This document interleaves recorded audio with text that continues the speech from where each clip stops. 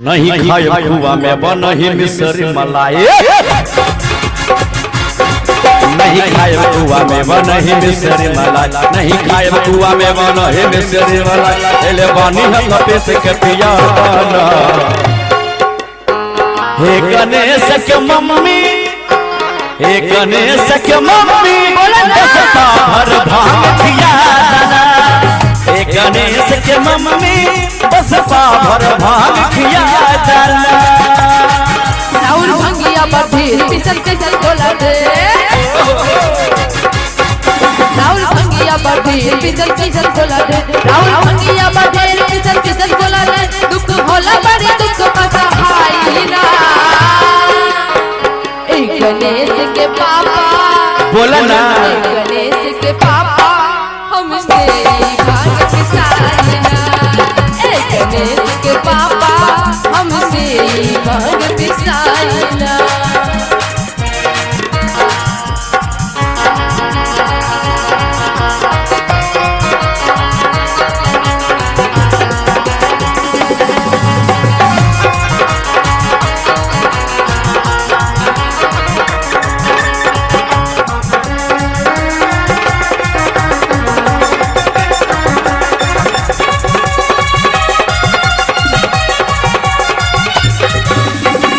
नहीं खायब खुआ मलाई मिसरी, नहीं चितवा से भंगिया के स्वाद बिसरी।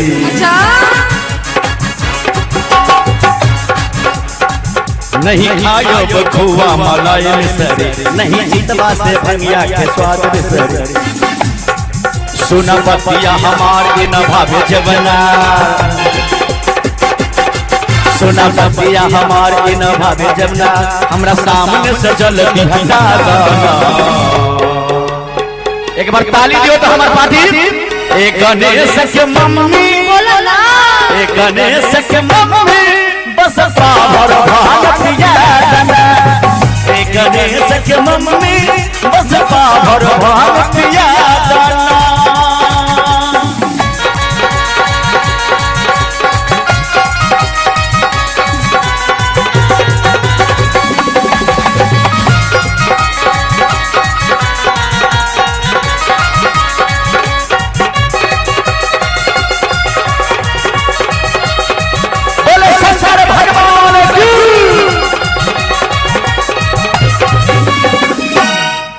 चाहे रात होई चाहे होई ना रात, चाहे रात होई चाहे होई ना रात, भंगिया की सपना सुन ले रउआई बा। अरे पैसा के बारी, पैसा के बारी, किसरे के बारी। चाहे रात होई चाहे होई ना रात, भंगिया की सपना सुन ले रउआई बा। जाने करी आँखी लाल करी हमरा पर प्यार, दुख होला रे दुख बस हाय ना। हमरा पार्टी के दोनों हाथ उठा के ताली बजा दे तो हमरा पार्टी के देखते छिए सब नै बहन, इनकर पार्टी सब तैयार छथिन, अहीं सब लूज छिए सब। दोनों हाथ ऊपर करके। ए गणेश के मम्मी बोला ना, अरे पाभर से काम ना चली, आसिर चाहिए आसिर। इतना बड़ा गोला, अच्छा तब हमार मन भरी।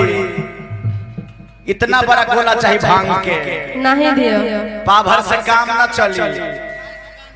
एक गणेश के मम्मी, ओ भैया, एक गणेश के मम्मी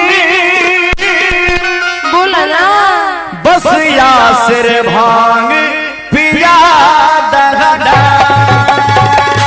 नहीं पिलायो। एक गणेश के मम्मी बस भर भांग पिया दाना। एक गणेश के मम्मी बस भर भांग पिया दाना। चाहे रात होई चाहे होई ना रात, भंगिया की सपना सुन ले रउआई बा। चाहे रात होई चाहे होई ना रात, भंगिया की सपना सुन ले रउआई बा। जाने करी आँखी लाल करी हमरा पर प्यार, दुख होला ते दुख बस हाय ना। एक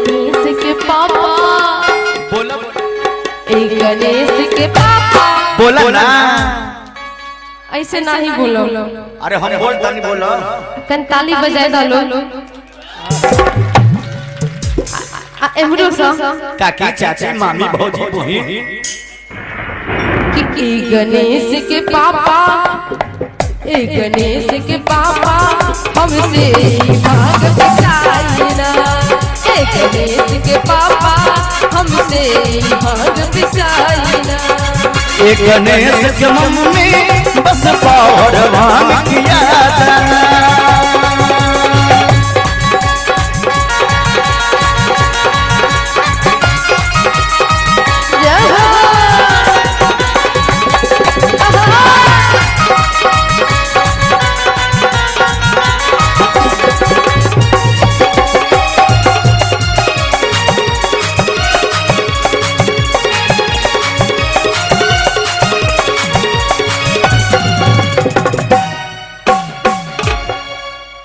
बोलिए बाजी बोल दिए अच्छा भंगिया न देबो त गाजा मलो